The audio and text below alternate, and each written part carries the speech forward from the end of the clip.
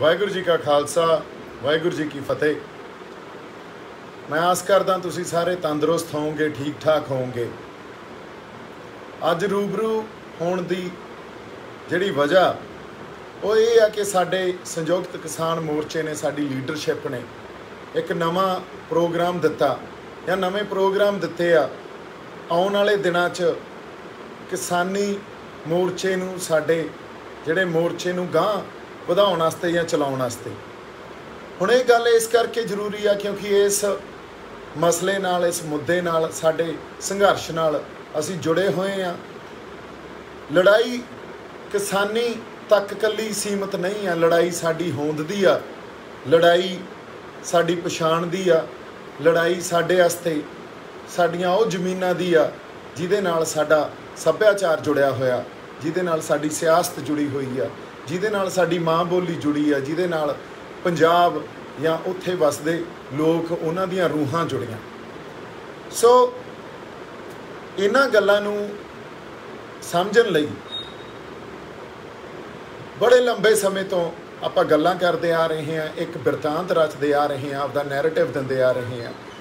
अज जो प्रोग्राम संयुक्त किसान मोर्चे वल्लों, साडी लीडरशिप वल्लों सामने आए आ भी 8 मिनट हॉर्न बजाओ या ट्रैफिक किते घंटे 2 घंटिਆਂ ਲਈ ਆਪਾਂ ਰੋਕਾਂਗੇ, पर ਉਹਦੇ 'ਚ ट्रैफिक नहीं रोकना। स्टेट हाईवे ते ਉਹਦੇ ਤੇ प्रदर्शन किया जाऊगा, नैशनल हाईवे ते औरतां सिलेंडर लैके घरों बाहर आउण, बिजली ते पेट्रोल दे ਜਿਹੜੇ ਮੁੱਲ ਵਧੇ ਆ ਜਾਂ ਡੀਜ਼ਲ ਦੇ ਵਧੇ ਆ ਉਹਦੇ ਤੇ ਵੀ प्रदर्शन किया जाऊगा। ਇਹਦੇ ਲਈ ਸਾਡੀ ਲੀਡਰਸ਼ਿਪ ਨੂੰ मैं ये कह ਰਿਹਾ भी ਸਾਨੂੰ ਮੁੜ ਤੋਂ साडा मोर्चा कित्थे खड़ा या अज मोर्चे की बनतर की आ, इनू एनालाइज करने की जरूरत आ। वो इस करके जरूरत आ भी जिस तरह के प्रोग्राम तुसी दे रहे हो उहदा लोकां दे रिसोर्सिस, लोकां दा टाइम ये तो वेस्ट कराउण तो वध कोई मतलब नहीं आ। और इहदा एक मतलब होर आ भी मोर्चे नूं तुसी उहदे स्लो डैथ वल लैके जा रहे हो ते लोकां नूं वार-वार धक्क रहे हो इस मोर्चे च, जिहदा रिजल्ट कुछ नहीं निकलना। इस मोर्चे ने हौली हौली किसी एक डैड एंड ते जाके खड़ जाना। इहो जे प्रोग्राम लड़ाई असी स्टेट नाल लड़ रहे हैं, लड़ाई असी सरकार नाल लड़ रहे हैं। तुसी आप ये गल कहिंदे हुंदे सी भी ये तां किसानी दी या किसान दे हितां दी लड़ाई आ, इहनूं ये तो बाहर ना लैके जाया जावे। हुण तुसी आप ही जिहड़े प्रोग्राम दे रहे हो, उत्थे बिजली दे मुੱਲ भी वधाते, ਉਹਦਾ भी कोई प्रोग्राम दे रहे हो, गैस सिलेंडर के मुੱਲ ਵਧਾਤੇ ਉਹਦਾ प्रोग्राम दे रहे हो, एक पासे तुसी पेट्रोल डीजल के मुੱਲ ਵਧਾਤੇ ਉਹਦਾ प्रोग्राम दे रहे हो। सो किसानी हितां दी या किसानां दी गल इत्थे कित्थे रह गई। सो पहला तुसी ये डिसाइड करो भी तुसी जिहड़ी गल एक समय ते मैं बार बार करदा रहा भी ये पोलिटिकल शिफ्ट, स्ट्रक्चरल शिफ्ट की जरूरत है, इत्थे पोलिटिकल शिफ्ट की भी जरूरत नहीं है। तुसी इस मोर्चे नूं अन्ना हज़ारे दा अंदोलन ना बनाओ भी तुहानूं लगदा भी असीं इस सरकार नूं ला के ते दूजी सरकार लै आवांगे तां कोई सानूं हल मिल जू। अन्ना हज़ारे दे अंदोलन वेले कांग्रेस नूं ला के बीजेपी आ गई, हल मिल गया। उहने जिहड़ा मोर्चा उस टाइम अंदोलन कीता सी ओह किसे महंगाई ते किते करप्शन ते इन्हां गल्लां ते कीता सी ते उस अंदोलन तो बाद भी जदों कोई नवीं सरकारां बणीਆਂ ਉਹ प्रॉब्लम्स एग्रीवेट ही हुई, वधिया नहीं आ ते घटिया नहीं है कदे। सो जदों तक एक स्ट्रक्चरल चेंज नहीं लैके आउंदे असीं, जिन्हों पोलिटिकल स्ट्रक्चरल चेंज कहने आ, ते असीं ये सोचांगे भी ये प्रॉब्लम सॉल्व हो जाणगियां या थोड़े दित्तियां ये प्रॉब्लम्स सॉल्व हो जाणगियां या लोक इन्हां लई जागरूक हो के सरकार नूं ला के नवीं सरकार बहा देणगे। फिर असीं ये डिसाइड करिए भी साडी लड़ाई है की, साडी लड़ाई किसानी दी लड़ाई आ कि साडी एक पोलिटिकल शिफ्ट की लड़ाई है जिन्हें इस मसले नूं हल नहीं करना उदों तक जदों तक असीं स्ट्रक्चरल चेंजेस नहीं लैके आउंदे। सो मैं बेनती यही करांगा भी आपां किसानी ते रहिए, किसानी दे हितां नूं या इन्हां बिल्लां नूं ध्यान च रखदे होए प्रोग्राम दईए। लोग तुसीं मोर्चे नूं दिल्लीओं लैके पंजाब वल नूं धक्क दिंदे हो, ये तां पता ही आ पंजाब ते हरियाणे दे लोग तुहाडे नाल जुड़े होए आ। पंजाब ते हरियाणे नूं नहीं तुसीं तंग करना, तुसीं दिल्ली नूं तंग करना। ये सोचो पंजाब च साडियां बुढ़ियां घरों बाहर सिलेंडर लैके आउण, ये मकसद नहीं है साडा। साडा मकसद की है? साडा मकसद असीं कहने भी दिल्ली घेरी बैठे हाँ ਅੱਜ ਦੀ ਜੇ ਅਸੀਂ ਮੋਰਚੇ ਦੀ ਬਣਤਰ ਦੇਖੀਏ ਤਾਂ ਇਹ ਗੱਲ ਬਿਲਕੁਲ ਝੂਠ ਆ ਵੀ ਅਸੀਂ ਦਿੱਲੀ ਨਹੀਂ ਘੇਰੀ ਬੈਠੇ। ਦਿੱਲੀ ਅਸੀਂ ਘੇਰੀ ਸੀ 26 ਨਵੰਬਰ ਤੋਂ 26 ਜਨਵਰੀ ਤਾਈਂ। ਉਦੋਂ ਬਾਅਦ ਅਸੀਂ ਦਿੱਲੀ 'ਚ ਇੱਕ ਇਹੋ ਜਿਹੀ ਜਗ੍ਹਾ ਬਣਾ ਲਈ ਜਿੱਥੇ ਅਸੀਂ ਆਪਦਾ ਇੱਕ ਕੰਫਰਟ ਜਿਹਾ ਕ੍ਰੀਏਟ ਕਰ ਲਿਆ, ਜਿਹਦੇ ਨਾਲ ਦਿੱਲੀ ਨੂੰ ਜਾਂ ਦਿੱਲੀ ਦੇ ਲੋਕਾਂ ਨੂੰ ਕੋਈ ਫਰਕ ਨਹੀਂ ਪੈਂਦਾ। ਹੁਣ ਉੱਥੇ ਅਸੀਂ ਬੈਠੇ ਹਾਂ, ਆਪਦਾ ਕੰਫਰਟ ਕ੍ਰੀਏਟ ਕਰ ਲਿਆ, ਤੇ ਮੋਰਚੇ ਦਾ ਜਿਹੜਾ ਸਾਰਾ ਪ੍ਰੈਸ਼ਰ ਸੀ ਜਾਂ ਇੱਕ ਸਾਡੀ ਪਾਵਰ ਸੀ, ਇੱਕ ਪਾਸੇ ਜੇ ਸਰਕਾਰ ਦੀ ਪਾਵਰ ਸੀ ਤਾਂ ਇੱਕ ਪਾਸੇ ਸਾਡੀ ਵੀ ਪਾਵਰ ਸੀ। ਅਸੀਂ ਸਰਕਾਰ ਨੂੰ ਇਹ ਕਹਿ ਕੇ ਡਰਾਉਂਦੇ ਸੀ ਵੀ ਆਹ ਲੋਕ ਆ ਜਿਹੜੇ ਸਾਡੀ ਪਾਵਰ ਆ ਤੇ ਤੁਸੀਂ ਆਪਦੀ ਪਾਵਰ ਮਿਸਯੂਜ਼ ਨਾ ਕਰੋ, ਨਹੀਂ ਤਾਂ ਸਾਨੂੰ ਵੀ ਕੁਝ ਕਰਨਾ ਪਊਗਾ। ਉਹ ਪਾਵਰ ਵੀ ਤੁਸੀਂ ਖਤਮ ਕਰ ਲਈ। 26 ਤਰੀਕ ਨੂੰ ਸਰਕਾਰ ਕੋਲੇ ਤਾਂ ਹਮੇਸ਼ਾ ਹੀ ਕਿਸੇ ਵੀ ਸਟੇਟ ਕੋਲੇ ਇਹ ਪਾਵਰ ਹੁੰਦੀ ਆ ਇੱਕ ਨੈਰੇਟਿਵ ਚਲਾਉਣ ਦੀ, ਵੀ ਜੋ ਤੁਸੀਂ ਪ੍ਰੋਗਰਾਮ ਦਿੱਤਾ ਉਹਨੂੰ ਇਸ ਢੰਗ ਨਾਲ ਪੇਸ਼ ਕਰਦੇ ਆ ਵੀ ਬਹੁਤ ਵੱਡੀ ਕੋਈ ਗਲਤੀ ਹੋ ਗਈ ਤੇ ਇਸ ਗਲਤੀ ਕਾਰਨ ਤੁਹਾਡੇ ਤੇ ਕੋਈ ਰਿਪਰੈਸ਼ਨ ਵੀ ਹੋ ਸਕਦਾ ਜਾਂ ਤੁਹਾਡੇ ਤੇ ਜ਼ੁਲਮ ਹੋ ਸਕਦਾ। ਇਹ ਤਾਂ ਸਰਕਾਰ ਦਾ ਇੱਕ ਚਲਾਇਆ ਹੋਇਆ ਬਿਰਤਾਂਤ ਸੀ, ਨੈਰੇਟਿਵ ਸੀ। ਇਸ ਬਿਰਤਾਂਤ ਨੂੰ ਦੋ ਢੰਗਾਂ ਨਾਲ ਲੜਨਾ ਸੀ ਆਪਾਂ, ਇੱਕ ਤਾਂ ਮਾਨਸਿਕ ਤੌਰ ਤੇ, ਸਾਈਕੋਲੋਜੀਕਲ ਤੌਰ ਤੇ, ਤੇ ਇੱਕ ਫਿਜ਼ੀਕਲੀ ਵੀ। ਅਸੀਂ ਉੱਥੇ ਲੀਡਰਸ਼ਿਪ ਨੇ ਸਾਡੀ ਨੇ ਆਈਡੈਂਟੀਫਾਈ ਨਹੀਂ ਕੀਤਾ ਇਸ ਗੱਲ ਨੂੰ। ਮਾਨਸਿਕ ਲੜਾਈ ਤਾਂ ਹਾਰੀ ਫਿਜ਼ੀਕਲ ਲੜਾਈ ਵੀ ਹਾਰ ਗਈ, ਤੇ ਉੱਥੋਂ ਸਾਡੇ ਬੰਦਿਆਂ ਨੂੰ ਤੋੜਤਾ, ਨੌਜਵਾਨਾਂ ਨੂੰ ਤੋੜਤਾ, ਔਰ ਇੰਟਰਨਲ ਜਿਹੜਾ ਸਾਡੇ ਆਪਦੇ ਗਰੁੱਪ ਸੀ, ਜਿਵੇਂ ਮੇਰੇ ਵਰਗੇ ਉੱਥੇ ਬੈਠੇ ਸੀ, ਹੋਰ ਬੜੇ ਬੰਦੇ ਬੈਠੇ ਸੀ, ਸੰਸਥਾਵਾਂ ਬੈਠੀਆਂ ਸੀ, ਉਹਨਾਂ ਨੂੰ ਵੀ ਤੋੜਤਾ ਤੇ ਉਹਨਾਂ ਤੇ ਜਿਹੜਾ ਹਥਿਆਰ ਜਾਂ ਜਿਹੜੇ ਹਥਿਆਰ ਸਰਕਾਰ ਵੱਲ ਕਰਕੇ ਚਲਾਉਣੇ ਸੀ ਉਹ ਆਪਦੇ ਬੰਦਿਆਂ ਤੇ ਹੀ ਚਲਾਉਣ ਲੱਗ ਗਏ।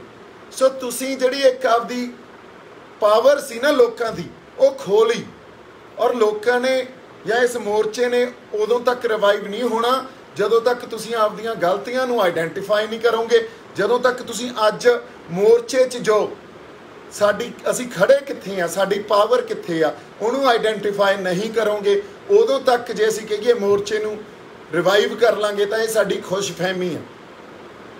ਲੜਾਈ ਅਸੀਂ ਬਿੱਲਾਂ ਨੂੰ ਰੱਦ ਕਰਾਉਣ ਦੀ ਕਰ ਰਹੇ ਹਾਂ, ਲੜਾਈ ਅਸੀਂ ਯੈਸ ਤੇ ਨੋ ਦੀ ਲੜ ਰਹੇ ਹਾਂ, ਪਰ ਯੈਸ ਤੇ ਨੋ ਵਾਲੀ ਸਾਡੇ ਕੋਲੇ ਪਾਵਰ ਹੈਗੀ ਆ। ਇਹ ਤੁਸੀਂ ਆਪਦੇ ਆਪ ਨੂੰ ਪੁੱਛ ਕੇ ਦੇਖ ਲਓ, ਮੰਨੋ ਚਾਹੇ ਨਾ ਮੰਨੋ, ਸਾਡੇ ਕੋਲੇ ਅੱਜ ਨੈਗੋਸੀਏਸ਼ਨ ਦੀ ਪਾਵਰ ਵੀ ਨਹੀਂ ਆ, ਤੇ ਯੈਸ ਨੋ ਦੀ ਪਾਵਰ ਤਾਂ ਸਾਡੇ ਕੋਲੇ ਮੈਨੂੰ ਲੱਗਦਾ 26 ਜਨਵਰੀ ਨੂੰ ਅਸੀਂ ਖੋਤੀ ਸੀ। ਸੋ ਜੇ ਅੱਜ ਤੁਸੀਂ ਡਾਇਲੋਗ ਵੀ ਸਟਾਰਟ ਕਰਦੇ ਹੋ, ਤੁਹਾਡੇ ਕੋਲੇ ਉੱਥੇ ਵੀ ਤੁਹਾਨੂੰ ਕੁਝ ਨਹੀਂ ਮਿਲਣਾ। ਇਸ ਕਰਕੇ ਆਪਦੀ ਪਾਵਰ ਨੂੰ, ਇੱਕ ਤਾਂ ਪ੍ਰੈਜ਼ੈਂਟ ਮੋਰਚਾ ਖੜਾ ਕਿੱਥੇ ਆ, ਤੇ ਆਪਦੀ ਪਾਵਰ ਨੂੰ ਆਈਡੈਂਟੀਫਾਈ ਕਰੋ।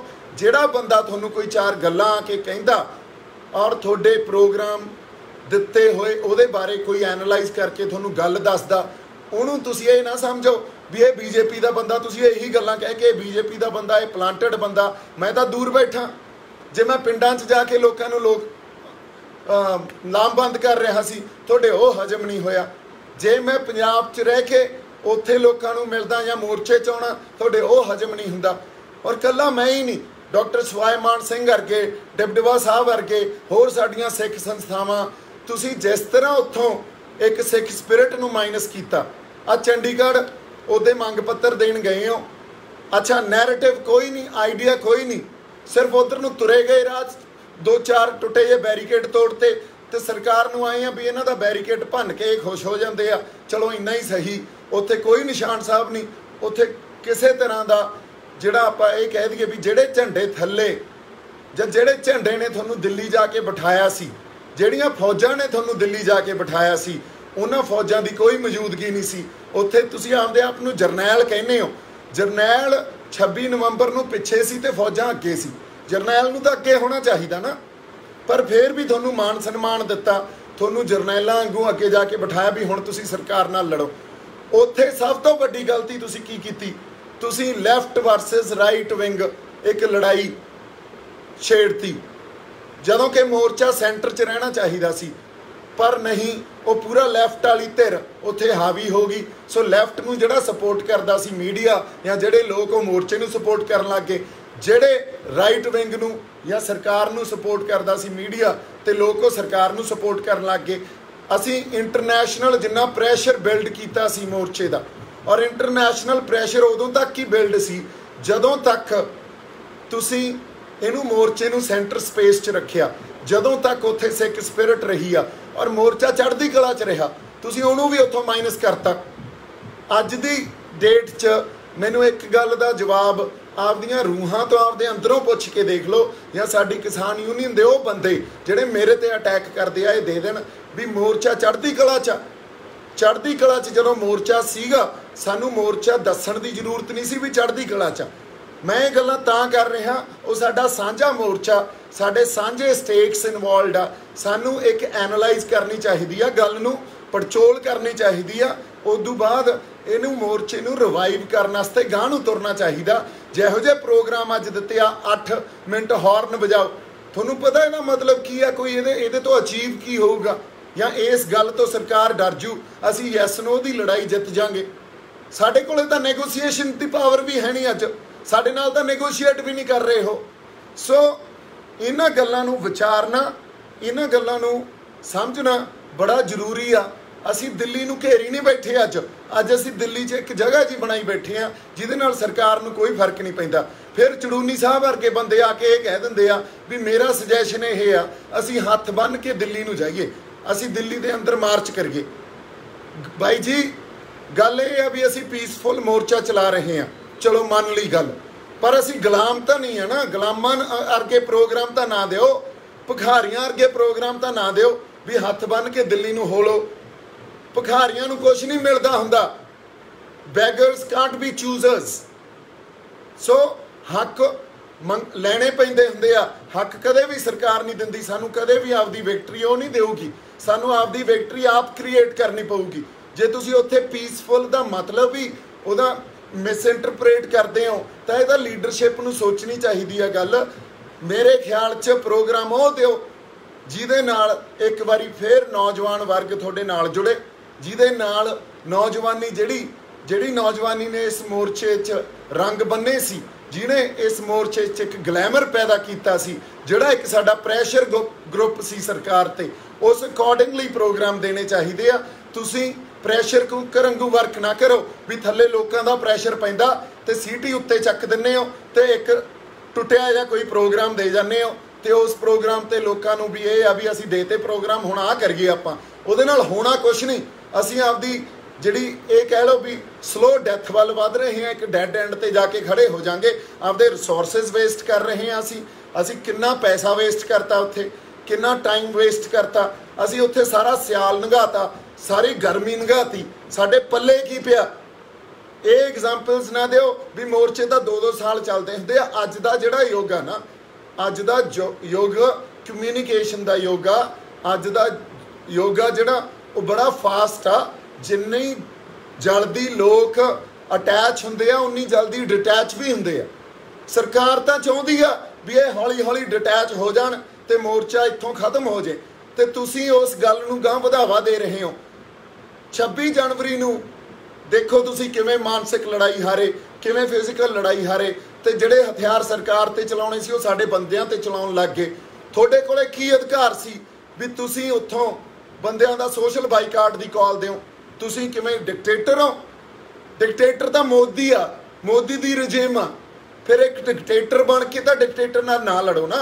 एक पासे तां तुसीं ये गल कह रहे हो भी असीं एक डेमोक्रेटिक लड़ाई लड़ रहे हैं, एक डेमोक्रेटिक मीनस के अकॉर्डिंगली लड़ाई लड़ रहे हैं, फिर उत्थे तुहानूं जे कोई क्रिटिसाइज़ करदा या उत्थे तुहानूं किसी ढंग च कोई वक्री तरह की सलाह दिंदा, तुसीं उहदी सलाह लैण दी बजाय उहनूं दुश्मन मान लैंदे हो, उहनूं बदनाम करदे हो, सरकार दे नाल मिल के बदनाम करदे हो।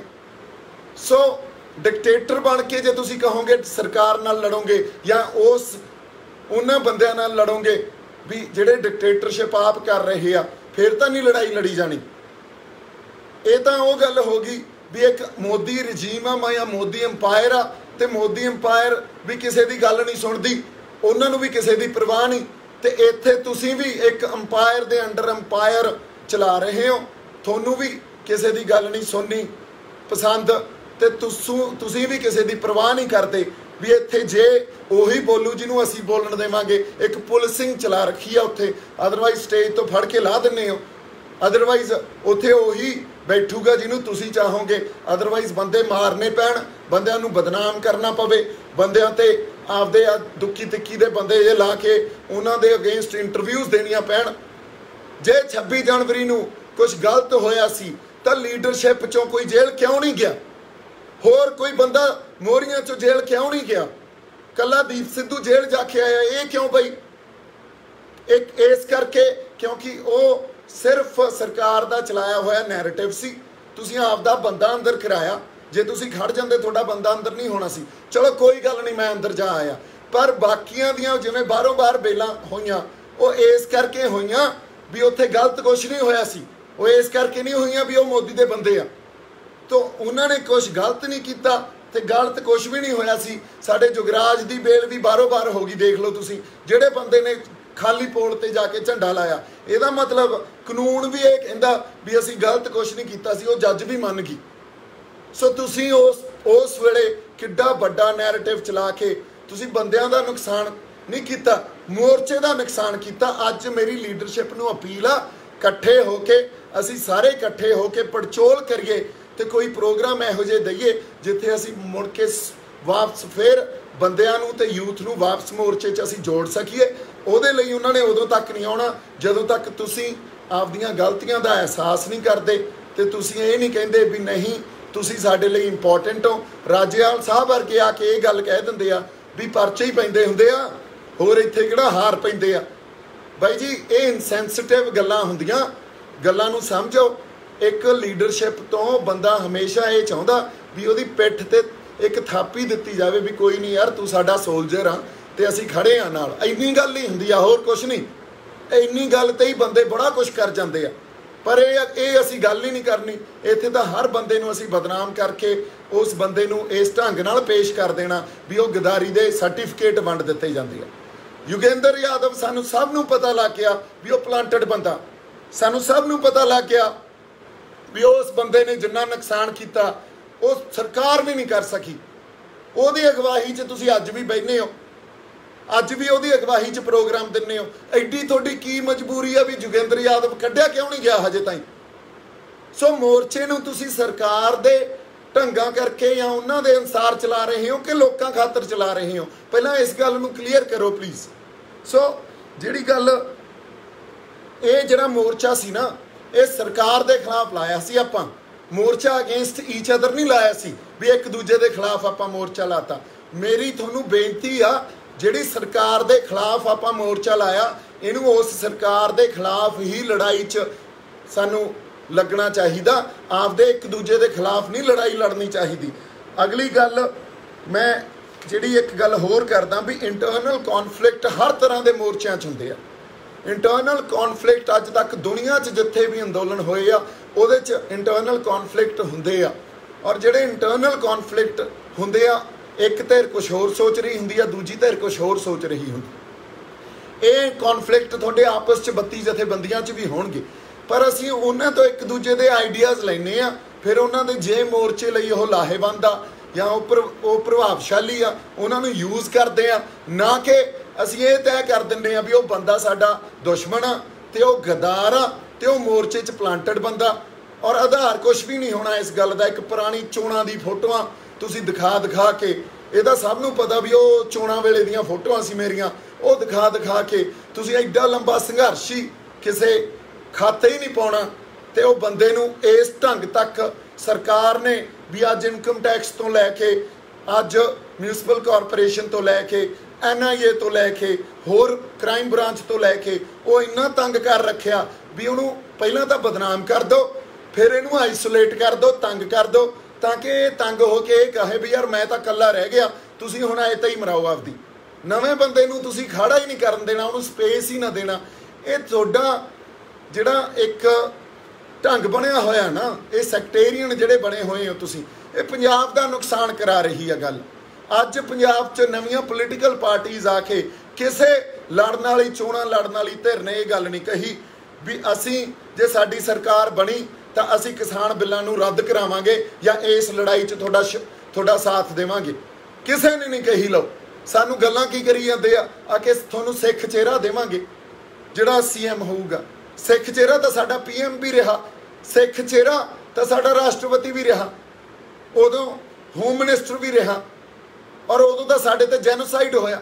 ਸਿੱਖ ਚਿਹਰਾ ਜਦੋਂ ਰਾਸ਼ਟਰਪਤੀ ਸੀ, ਸਾਡਾ ਹੋਮ ਮਿਨਿਸਟਰ ਸੀ। ਸੋ ਸਿੱਖ ਚਿਹਰਾ ਸਾਨੂੰ ਦਿਓਗੇ, ਇਹਦੇ ਨਾਲ ਕੋਈ ਫਰਕ ਨਹੀਂ ਪੈਂਦਾ। ਉਹ ਪੰਜਾਬ ਹਤੈਸ਼ੀ ਹੈ ਕਿ ਨਹੀਂ ਆ, ਉਹ ਪੰਜਾਬ ਦੇ ਹੱਕਾਂ ਦੀ ਗੱਲ ਕਰਦਾ ਕਿ ਨਹੀਂ ਆ। ਉਹ ਚਾਹੇ ਕੋਈ ਡਾਕਟਰ ਗਾਂਧੀ ਵਰਗਾ ਹਿੰਦੂ ਚਿਹਰਾ ਹੀ ਹੋਵੇ ਤਾਂ ਵੀ ਕੋਈ ਫਰਕ ਨਹੀਂ ਪੈਂਦਾ। ਸੋ ਗੱਲ ਸਿੱਖ ਜਾਂ ਹਿੰਦੂ ਦੀ ਨਹੀਂ ਆ, ਇੱਥੇ ਪੰਜਾਬ ਹਤੈਸ਼ੀ ਦੀ ਗੱਲ ਹੋ ਰਹੀ ਆ। ਇਹ ਜਿਹੜੀਆਂ ਪਾਰਟੀਆਂ ਆ ਕੇ ਅੱਜ ਤੁਹਾਨੂੰ 300 ਯੂਨਿਟ ਅਸੀਂ ਫ੍ਰੀ ਬਿਜਲੀ ਦੇ ਦੇਵਾਂਗੇ, ਅਸੀਂ ਤੁਹਾਨੂੰ ਆਟਾ ਦਾਲ ਦੇਵਾਂਗੇ, ਰਾਸ਼ਨ ਦੇਵਾਂਗੇ, ਸਾਨੂੰ ਇਹ ਲਾਲਚ ਦੇਈ ਜਾਂਦੇ ਆ। ਬਾਈ ਜੀ ਸਾਨੂੰ ਕੁਛ ਫ੍ਰੀ ਨਹੀਂ ਚਾਹੀਦਾ।